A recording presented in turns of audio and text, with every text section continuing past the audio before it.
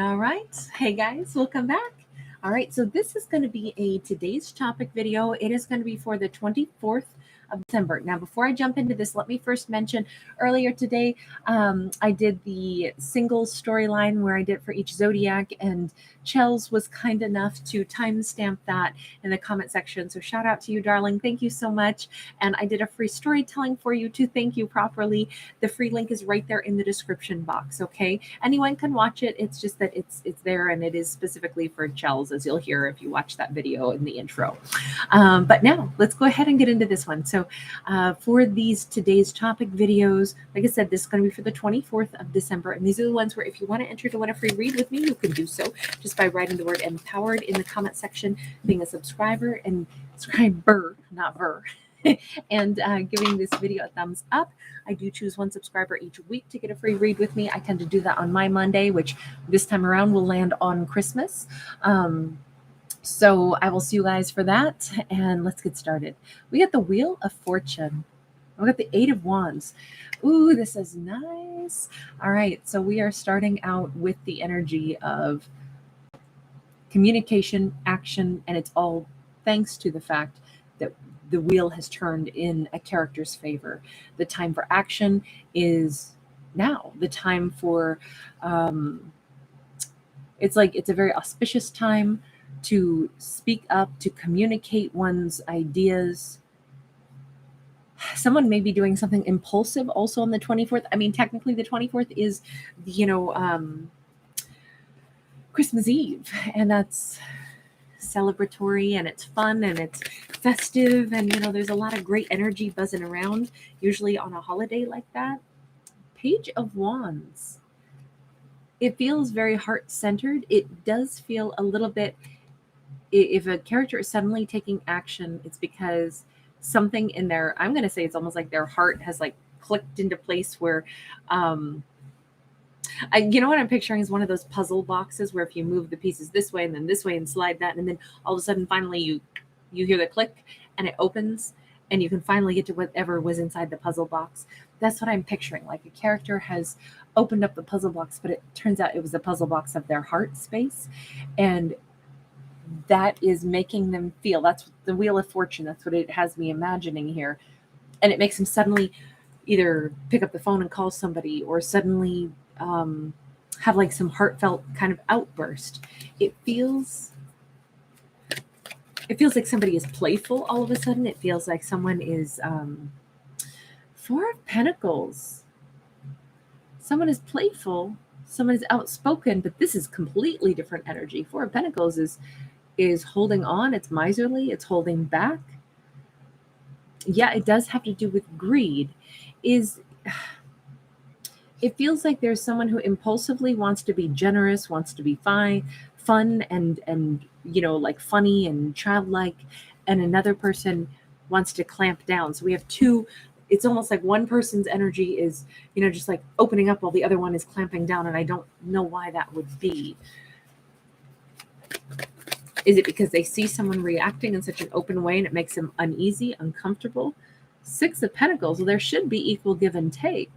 It does feel like one person has a sudden desire to be very generous, a sudden desire to give, and that is making another person clam up. Tell me, why are they clamming up? I don't get that. Four of Swords, High Priestess.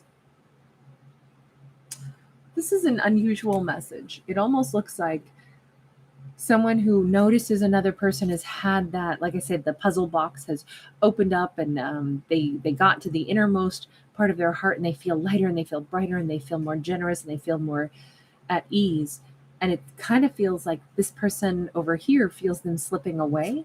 It feels like, oh my God, something has changed in you. You've healed. I can feel that you've healed. And now I feel like, what if you slip away? Because I don't know if this was like codependent. Somebody was like, I want them to still want me, but now I see that they're so happy. I see something has shifted in them, or I sense that something has shifted in them. They're good, they're happy. And now I feel like I'm losing control, or I'm losing a hold on them, which is not nice, because I mean, basically what we're saying is we have a character over here who is feeling like holding on tighter because they see someone healed and feeling happier, and they don't want to let go of someone. Like, I don't want you to be happy without me because you won't need me anymore. Tell me more about this. Ooh. We've got a 3 of Swords. We got a Page of Cups. We got a King of Wands. So that awesome song by Labyrinth comes to mind. You're happy without me. It feels like it's kind of like killing him to see this other person so good. They assume this person maybe has a new romantic partner, someone who's treating them nice. This all may be assumption, but they just can't picture how our first character over here is in such a beautiful energy, feels lighter, comes across as joyful, comes across as fun-loving, impulsive, generous, and they're saying it's got to be because you got a new love that's making you smile. And it's like there's a lot of assumption being made here, but the assumptions that they're coming to is that it's coming from a place of real, like a stab to the heart, that, oh my God, this person is healed and they're doing good and they must have somebody new loving them. Some King of Wands is loving on them, and it hurts me to know that someone else is making them happy now. It's interesting though, because part of what they're picking up on is correct. They feel someone's happiness. They don't really know the source of it, because the High Priestess is still what's hidden, even though it's what's felt, but still hidden. Let's see if we can get down to the bottom of this a little bit. First off, why would it bother character number 2 so much to see character number 1 so happy? I mean, would they assume that they're with some King of Wands? Wow, 7 of Swords, Princess of Swords, because they've been watching from the shadows while pretending that they haven't been. So they've been very much hovering around, paying close attention to this person, wanting to keep tabs on them. 5. Ooh, we got a little explosion of cards. Okay, hold on. So we got Strength card that came out sideways. We got King of Cups upright. Temperance in the reverse. Chariot in the reverse. 8 of Wands upright.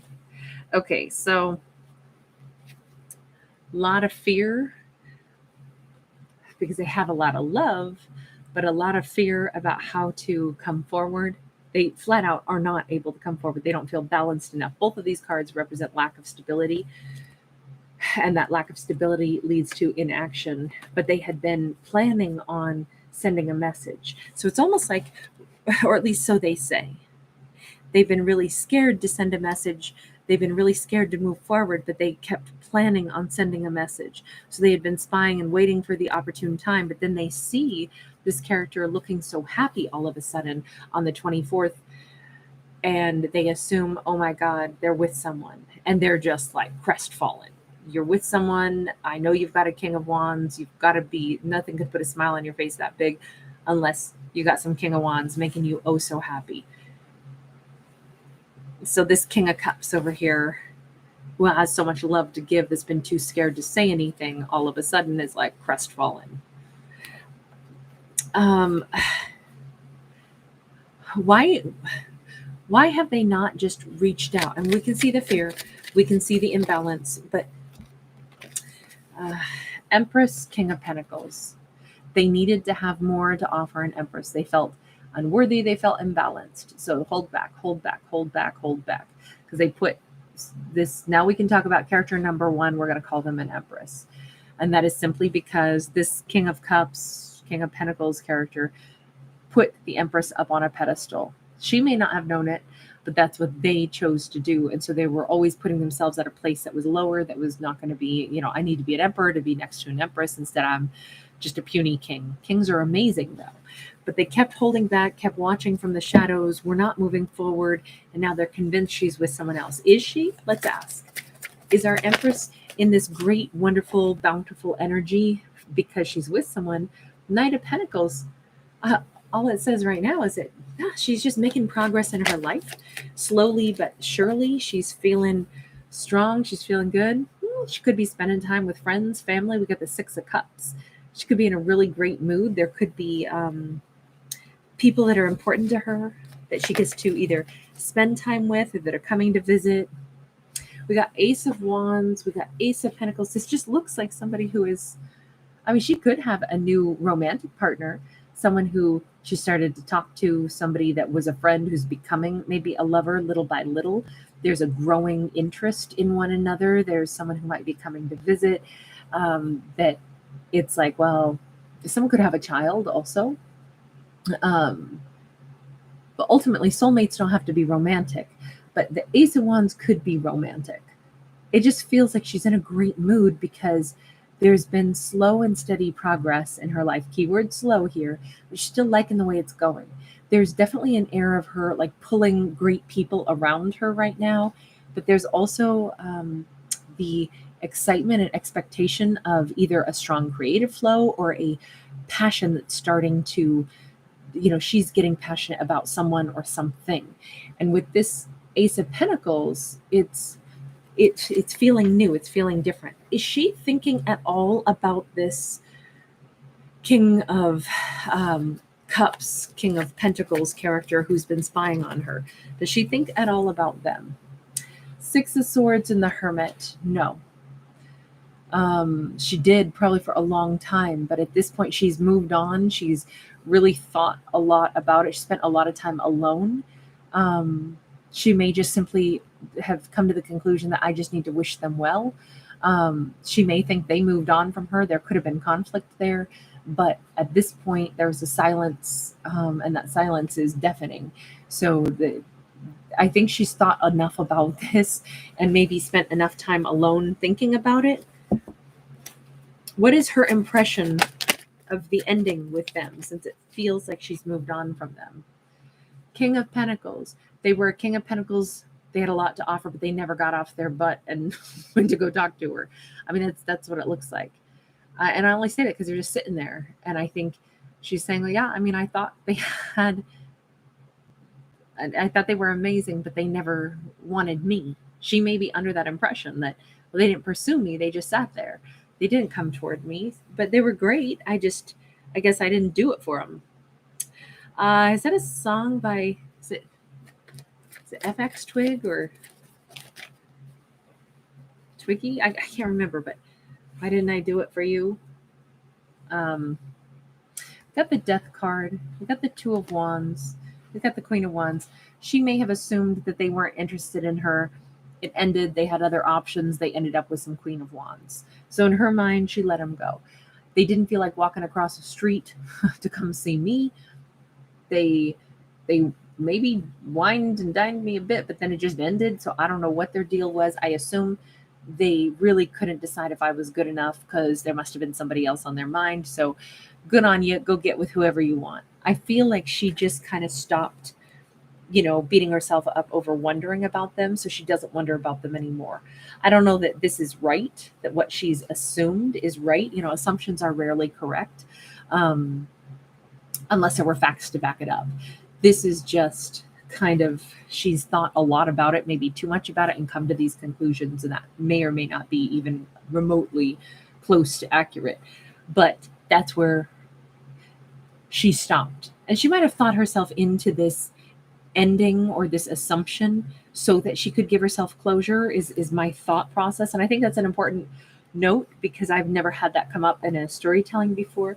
Somebody imagines what must have happened so they can give themselves closure, and it's not anymore about the truth. It's just, all I can say is they didn't take action. I got to give myself some kind of closure. So I'll think through it, what makes sense logically. They must have found somebody other than me because they certainly didn't put in the effort to build with me. So that must be because they built with somebody else, and that's okay. I hope they end up with the person they wanted to be with. That's kind of like, I would argue that's kind of a mature assumption. Just in one hand, like, hey, if they went with somebody else, and that's who they should have gone with, because don't do me any favors by being with me if you're thinking about somebody else. That's where I'm like, well, I don't know that it was right or wrong for her to assume that, but it's still the baseline kind of makes sense to me. So at this point, though, what was there somebody else? I'm just curious. Two of Cups.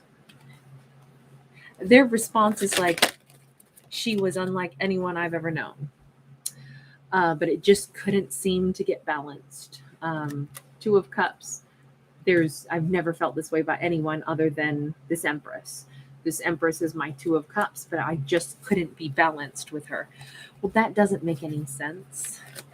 The fact that, again, there's no Temperance. I don't know if she made them too nervous. We've got that the Strength card here. And we've got the King of Cups again. They knew that they needed more strength to be able to love her, but they were all out of sorts. And it's like they had to work on their confidence to be able to love her, to be able to open up to her, to be able to show those emotions. That's really unfortunate because she's left feeling like, but they must not have really liked me. They didn't come toward me, so they must be with someone else. And they're over here like, she was my Two of Cups, but I was so imbalanced. I didn't have the courage. I needed to get the courage to love her. I'm not going to pretend like I understand that because I don't. But the bottom line is she's in a great place over here. So let's just turn to, I'll use this deck and refer to it as the universe. What's the universe got to say to her? What's the message to her? Star card, Queen of Wands. Keep making her wishes, hopes, and dreams come true. Don't even think back or wonder, are they with somebody else? Instead, well, what's ironic, she figured they fell for some other Queen of Wands. She doesn't know she is the Queen of Wands. But this says to keep moving toward her wishes, hopes, dreams, and goals. To keep, she's really excited. She's really happy. Keep choosing things that make her happy. Keep choosing the things that are really fulfilling is what this all says. Anything else from the universe to her? Five of Cups. This is more like let go of any lingering sorrow. If she feels like it was a missed opportunity with them, it's kind of like, forget about it. Turn your back on this any kind of sorrow. Don't really look back over your shoulder. Keep looking toward the future, because if she wasn't any part of the blockage, then there's nothing for her to do. The blockage doesn't belong to her. They're the ones who have to clear a blockage. So there's no point in her trying to figure out, wait a second, what if they did love me and they were just scared? You can't give somebody courage any more than you can give someone air to breathe for their lungs. Well, I mean, if you had them on oxygen tank, right? But I can't inhale and then by virtue give somebody else that same breath of inhaled air because their lungs have to do it separately. Like that's what I mean. What's the message for them? King of Swords is sideways, is what the universe says. This person needs to maybe contemplate, why aren't they being honest with themselves? Two of Coins. They might need to be honest that they're really not ready for something, that they're constantly on the fence, if that's where their fear is coming from. Page of Wands is in the reverse. The universe might also be saying, in reality, maybe they're not ready to be with an Empress because they really are not sure that they want. Maybe they're not sure that they want to be in a long-term commitment. Maybe they love the idea. They're crazy about her. They know she's amazing, but in truth, maybe they want to be single. Not every person has to be in a big old relationship in order to be happy. This even suggests maybe they prefer the single life. Maybe they want to date a lot of different people and always dream about the one that got away, and not necessarily, maybe that's where they get their sense of worth. Hey, to each their own. If this character wants to go it a certain way, they have every right to do it. But the universe is just saying to this person, if you knew that was your Empress, that was your Two of Cups and all that, you probably would have gone toward her. What holds them back in this case might be that they really are uncertain as to whether or not they really want a long-term commitment, or if they just want little bits of stuff and then they're still pursuing their own ego, their own fulfillment, their own. Yeah, this person could be like loving getting out there and getting a lot of attention. They might be somebody who like wants to be famous and they really want to pursue their own success and not necessarily be connected to an Empress where they've got to commit to a relationship. Instead, they want short doses of great relationships, and then they always want to dream of the Empress that was the one that got away. I mean, that's just what it says here. No wonder that the universe said, don't think that you lost out on anything over here, Empress. Keep moving forward for your own dreams and goals, because I don't think this character over here is being honest with themselves. No, they don't want to see her move on with someone else, but at the same time, they're not offering her anything. So I can understand why this is kind of like, meh, it's okay to let this one go. It's okay to not cling to this. It's okay to not feel like we're missing out on something. I have to admit, this person, it comes across as a little bit more like their ego is what's got the Three of Swords in it, at the idea that, wow, someone else is making her so happy and it isn't me. And I wish I could hold on to her. But they want to hold on to her with an ineffective amount of giving to this connection. Because in reality, at least the universe is asking them to be honest with themselves and say, are you sure that you really want to be in a connection? Because all of this hinted at, no, they may want to be single. Deep down, they want to be single and pursue their own thing. But man, they love the idea that she is the one for them and the one that got away, which is not something I can comprehend, why anybody would want to be like, oh, I was so in love with this one person and it killed me that to know that they probably have moved on with someone else. And it's like, well, why didn't you move toward them? Huh? Oh, did I say how much it killed me that they moved on without me? That doesn't register for me. That doesn't click. I would immediately go, oh, that person wasn't ready for a relationship. They talk and talk and talk about the one that got away, the elusive, the perfect, man or woman that they never got to lock it down with, when I would argue, I don't think they were ready to lock anything down with anyone other than themselves and their own desires. That's the way this comes across to me. Doesn't mean I'm right. It's just the way this reads to my eyes. But I do like the universe's advice to both of them, really. For her, keep moving toward those goals. Know that she is someone who should be choosing what's right for herself, choosing the best for herself, and turning her back to any kind of sense of a lost or missed opportunity. And for them, it's to get more honest with themselves about, were they really ready for a relationship? Because there's no point in crying over something they really weren't ready for anyway. It's not a missed opportunity if you were never ready for that opportunity. I know, I'm sorry, this sounds a little bit blunt. I tend to get that way sometimes. I don't mean to be rude. I just like a story to be a little bit more concise, and I like less drama, less hurt feelings, and more get busy with the act of living one's best life, whatever that may mean. And I think that's what we saw for these characters. All right, you guys, take care. Thanks so much for being here. I'll see you in the next one. Thanks for giving it a thumbs up and subscribing. Bye.